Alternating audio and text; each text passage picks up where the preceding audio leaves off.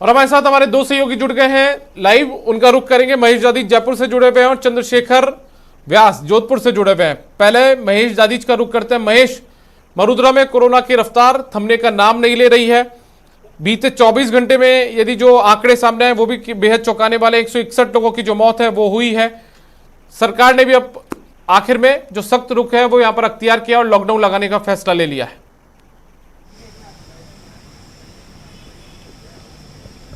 देखिए, बिल्कुल यही बात कही है अपने आदेशों में सरकार ने। और जो इस तरह से देखा जाए तो युवाओं की मौत जो है वो बहुत ज़्यादा चौंकाने वाली और आश्चर्यजनक रूप से सामने आ रही थी। इसी लिहाज से अपने आदेशों में भी ये जिक्र करते हुए लिखा है कि जिस तरह से इस महामारी का जो विकराल रूप है वो देखने को मिल रहा है, लगातार जो आंकड़े हैं वो बढ़ रहे हैं और मौतें जो है वो हो रही है, तो इस लिहाज से जन अनुशासन पखवाड़ा, जो महामारी रेड अलर्ट जन अनुशासन पखवाड़ा जो लागू किया गया था, उसे अब सख्त लॉकडाउन में तब्दील किया जा रहा है। 10 मई से लेकर के 24 मई तक ये सख्त लॉकडाउन रहेगा, जिसमें कि बहुत बड़ी पाबंदियां इसमें जो है की गई है। खासतौर पर जो कल जारी हुआ आदेश है उसकी बात करते हैं तो शादियों पर पूरी तरह से लगभग एक तरह ये रोक लगाने की कोशिश यहाँ सरकार ने की है। और ये कहा है लोगों से अपील भी की है कि 31 मई तक तो वे कम से कम किसी तरह से शादियों को जो है टाल दे, क्योंकि इससे जो है ज़्यादातर संक्रमण जो है वो फैल रहा था। कई ऐसे केसेस देखने को मिले थे जहाँ दूल्हा दुल्हन भी जो है पॉजिटिव हो गए थे और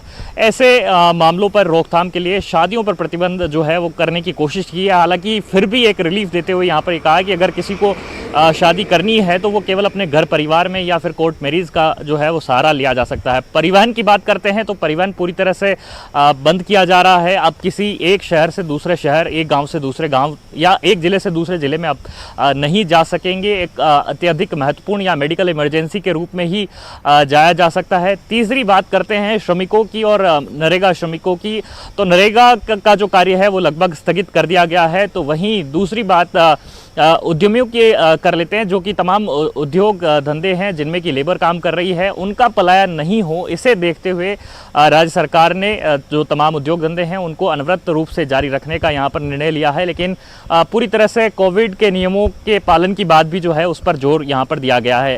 राजधानी जयपुर की बात मैं अब यह खास तौर पर कर लेना चाहूँगा, क्योंकि प्रदेश में सबसे बड़ा हॉटस्पॉट अगर आज किसी को कह सकते हैं, जहाँ पर कि 3000 से ज़्यादा नियमित तौर पर यहाँ पर मामले सामने आ रहे हैं। बीते 24 घंटे की बात करते हैं तो 3440 मामले यहाँ पर देखने को मिले थे, 46 मौतें यहाँ पर हुई है। ऐसा कोई इलाका नहीं है जहाँ पर कि पॉजिटिव केसेस सामने नहीं आ रहे हैं। ऑक्सीजन का संकट यहाँ पर गहराया हुआ है। कल की बात करते हैं तो 2 बड़े जो निजी अस्पताल थे उन्होंने हाथ खड़े कर दिए थे और अपने नोटिस जो है वो चस्पा कर दिए थे कि अब उनके पास में ऑक्सीजन नहीं है। तुरंत में जिला प्रशासन ने और सरकार ने जो है यहाँ पर सतर्कता दिखाते हुए उन्हें ऑक्सीजन टैंकर उपलब्ध कराए हैं। ऑक्सीजन की बात करते हैं तो पूरे राजस्थान में भी ये संकट गहराया हुआ है, क्योंकि इस समय में मौजूदा समय में 600 मीट्रिक टन की जो आवश्यकता है प्रदेश सरकार को है और 15 मई तक ये आंकड़ा 800 मीट्रिक टन तक जा सकता है। लेकिन अभी जो जामनगर से अनावंटित कोटा है उससे जो सप्लाई हो रही है वो महज 200 मीट्रिक टन की हो पा रही। तो केंद्र सरकार से लगातार राज्य सरकार की तरफ से ये बार-बार मांग की जा रही है कि जो ऑक्सीजन की जो सप्लाई है उसको यहाँ पर अनवरत रूप से जारी रखा जाए, साथ ही में उसका जो कोटा है वो बढ़ाया जाए। यहाँ पर यह भी बता देना चाहूंगा कि 50,000 ऑक्सीजन कंसंट्रेटर है, उनकी जो खरीद है उसकी प्रक्रिया यहाँ पर सरकार ने शुरू कर दी गई है।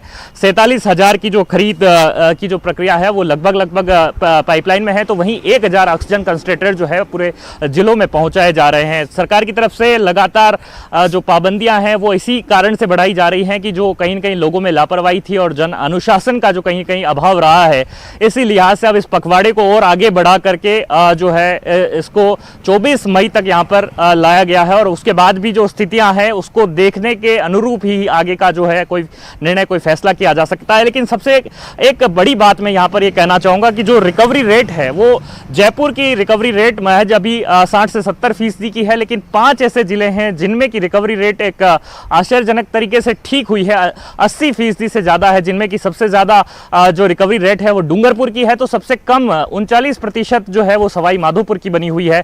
ग्रामीण इलाकों में भी जो संक्रमण है वो बहुत ज़्यादा फैला हुआ है और वहाँ से भी जो डेथ केसेज हैं वो बहुत सामने आए। तो ऐसे में बहुत ज़्यादा सतर्कता शहरी क्षेत्रों के साथ साथ गाँव में भी बरतने की यहाँ पर आवश्यकता है और उस पर जो जोर है सरकार की तरफ से बार बार दिया जा रहा है।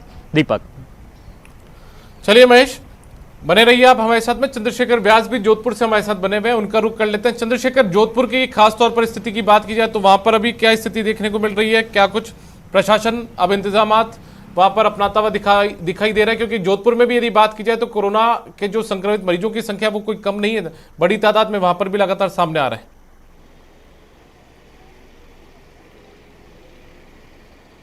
जी दीपक, अगर जोधपुर की बात करें तो प्रदेश के साथ जोधपुर शहर भी फिलहाल जो है रेड अलर्ट जन अनुशासन पखवाड़े का पालना नहीं करता हुआ नजर आ रहा है। देखिए आप, ये सूरत हाल जोधपुर का आपको दिखा दूं मैं, किस तरह से जो सड़कों पर जो है भीड़ है, अनुशासन नाम जो है वो दिखाई नहीं देता है। लोगों को बाहर निकलना है, लोगों को ये पता है कि अब आगे जाकर लॉकडाउन लगने वाला है, लेकिन फिर भी स्थितियों से लोग जो है अनजान बनने के प्रयास कर रहे हैं, घर से बाहर निकल रहे हैं, एक भीड़ की शक्ल को दिखाते हैं शहर में।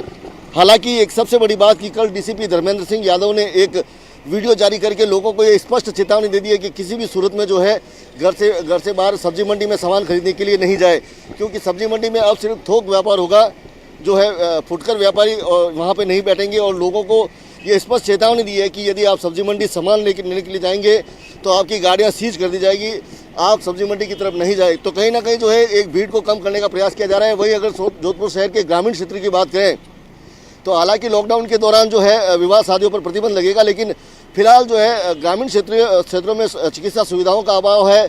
लोगों की मौत के बाद वहाँ पर जो मौत के बाद की जो रस्में होती है, बैठक होना, ये सारी चीज़ें वहाँ पे हो रही है। लोगों को जांच नहीं करवा रहे लोग, और जो जिनमें सामान्य लक्षण दिखाई देते हैं वो भी मौत के बाद जो बैठक लेते हुए दिखाई दे रहे हैं। कहीं ना कहीं ये संक्रमण फैलाने का काम करें, और कहीं ना कहीं जो ग्रामीण क्षेत्र है वहाँ पे विस्फोट और अधिक होने की संभावना नजर आ रही है, क्योंकि वहाँ पे लापरवाहियाँ ज़्यादा नजर आ रही है। हालांकि जोधपुर शहर में जो है 11 बजे के बाद ये सूरत बदल जाएगी और सड़कें सुनसान हो जाएगी, लेकिन फिलहाल तो सुबह जो लोग भीड़ कर रहे हैं वो कहीं ना कहीं संक्रमण फैलाने का काम कर रहे हैं, लोग समझ नहीं पा रहे हैं। जी दीपक। चलिए चंद्रशेखर, बहुत बहुत शुक्रिया। महेश दादी आपका भी बहुत बहुत शुक्रिया इस तमाम जानकारी के लिए। तो हमारे दो सहयोगी जयपुर और जोधपुर से सूरत हाल बता रहे थे कि क्या आखिर वहां पर उन दोनों जिलों की क्या स्थिति है, और पूरे प्रदेश की स्थिति से भी महेश ने हमें रूबरू करवाया। और कुल मिलाकर जब जन अनुशासन पखवाड़े की लोगों ने पालना नहीं की तो महामारी रेड अलर्ट जन अनुशासन पखवाड़ा लगाया गया, और फिर भी जब कोरोना के केसेस कम नहीं हुए तो अब मजबूरी में अब सरकार ने लॉकडाउन का फैसला लिया है, जिसकी शुरुआत 10 मई से हो जाएगी। भरतपुर जिले के 10 उपखंडों में घर घर सर्वे कर इन्फ्लुएंजा रोगियों की पहचान की गई है। जिले में 30,000 से ज्यादा रोगियों की पहचान कर उन्हें होम क्वारंटाइन किया गया है। रोगियों की दवाइयों की किट भी घर पहुंचाई गई है, जिसमें समय पर इलाज हो सके। शासन द्वारा अब लगातार घर घर जाकर सर्वे कराया जा रहा है और ILI रोगियों की पहचान कराई जा रही है। जिले में अब तक 30,000 से अधिक ILI रोगियों की पहचान कर उनको चिन्हित किया गया है, और मेडिकल विभाग द्वारा अब उनको घर घर जाकर मेडिकल किट पहुंचाई जा रही है, जिससे कहीं ना कहीं प्रशासन को अब सहूलियत भी मिलेगी। 10 मई से लॉकडाउन लगने जा रहा है। ऐसे में वीकेंड कर्फ्यू से पहले अजमेर के बाजारों में बड़ी संख्या में लोग जरूरी सामान खरीदने के लिए निकले हैं। हालांकि इस दौरान लोगों ने कोरोना गाइडलाइन का पालन किया। पूरी जानकारी दे रहे हैं हमारे संवाददाता अभिजीत दवे।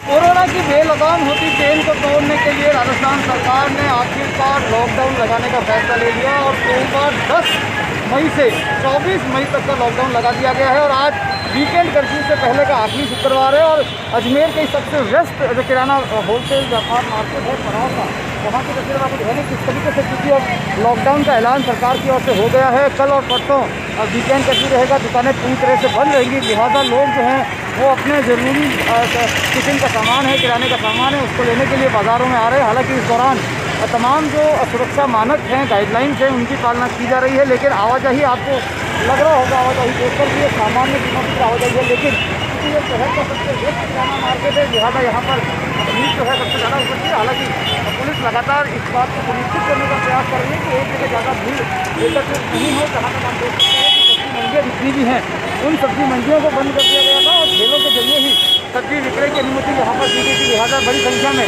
सब्जी के ठेले, फल फ्रूट के ठेले भी यहाँ पर दिखेंगे। लोग जो है अपने ज़रूरी चीज़ों का सामान लेने के लिए उमड़ रहे हैं, क्योंकि अब 24 मई तक जो है प्रदेश में लॉकडाउन रहेगा। हालांकि इस लॉकडाउन के दौरान भी जो जरूरी सेवाओं की दुकानें हैं उनको खोलने की अनुमति रहेगी, लेकिन कोरोना की चेन को तोड़ने के लिए जाहिर तौर पर कुछ सख्तियाँ, कुछ पाबंदियाँ और बढ़ेंगी। उन्हीं सख्तियों और पाबंदियों के चलते ये तमाम व्यवस्थाएँ जो हैं यहाँ पर की गई हैं। आप देख सकते हैं कि दुकानें